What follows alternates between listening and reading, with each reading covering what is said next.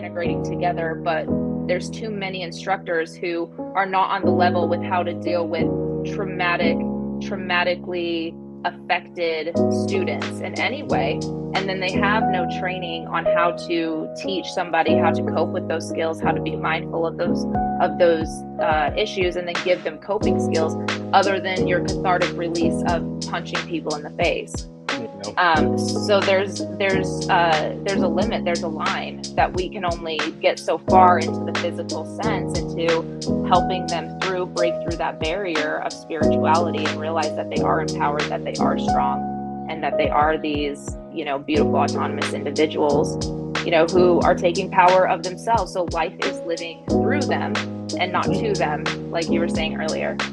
So walking it back a little bit, what are some of those things that a woman needs to be held accountable for her own personal protection and individual liberties when it is concerned towards violence?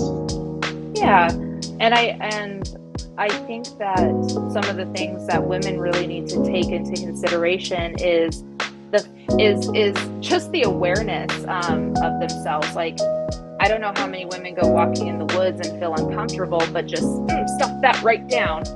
And instead of being proactive, instead asking yourself, why do I feel like I'm in danger, and what do I need to look for that might be dangerous?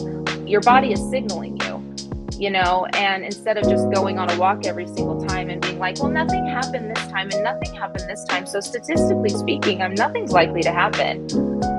You can't, when you're on the other side of the statistic, it doesn't matter. It didn't matter. Statistics do not matter.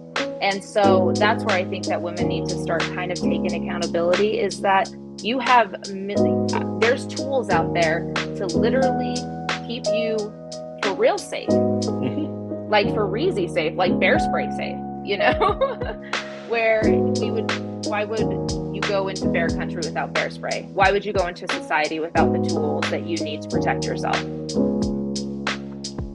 Part of that is arrogance. Part of that is arrogance. Part of it is ignorance.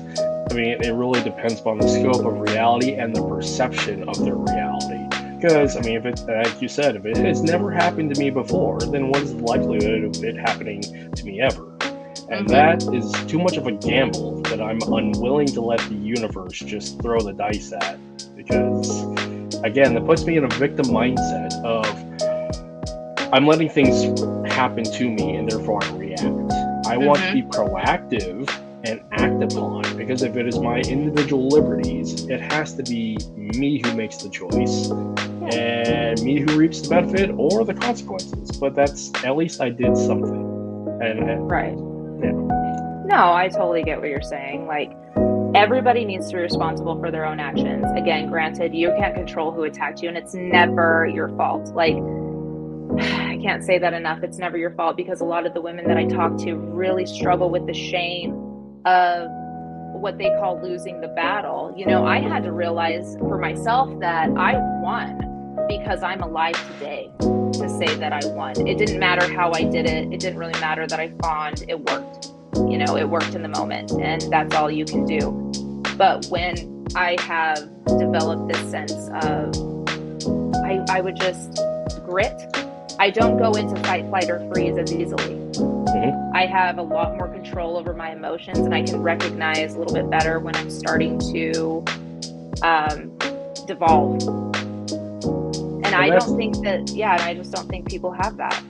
And so martial arts, we have the external and then we have the internal. And people think the internal is achievable, which is not. The internal process is, I would say, more of the mental health, mindfulness, that individual awareness of self as to what are my limits, what are my boundaries, what are my triggers, and what are my coping skills and responses to all those things. Now, that sounds very technical and medical, when the fact is that they are, but in regards to combat and self-defense and personal protection, all those things are talking about, what can I physically do? Am I aware? Am I aware of myself and how am I being treated? How am I projecting? How do I respond to all of that? It's just the terminology is different in scope, but that's all the internal work. That's the more important work, because the physical stuff you just put in the work in, and by time and experience will carry out. But the boring intellectual side is the one that's often like takes a back seat when is really the most important part is understanding PFIs, or pre-fight indicators. You have to understand like what is my potential threat? What is the threat identification process, profiling? What are those things that helps mitigate at distance, because combat starts at a distance? How do I acknowledge and accept those things up until the point where the fight physically happens? Because if the fight physically happens, I've already failed. Right. And if you're accepting reality, if you're being accepting, you're not going into flight or fight or freeze. Yep. Because when you accept, you start to perspectivize a little bit more. I got to get you on with Megan, because you guys would have a ball doing this. But I love what you said about the mindfulness process, because I wanted to circle into instructors not having the same training or even the same awareness that I'm talking about. You're getting instructors who know nothing about mindfulness. They don't understand that martial arts is an incredibly present experience, because you can't really think about anything else when you're getting punched in the face. It's very difficult.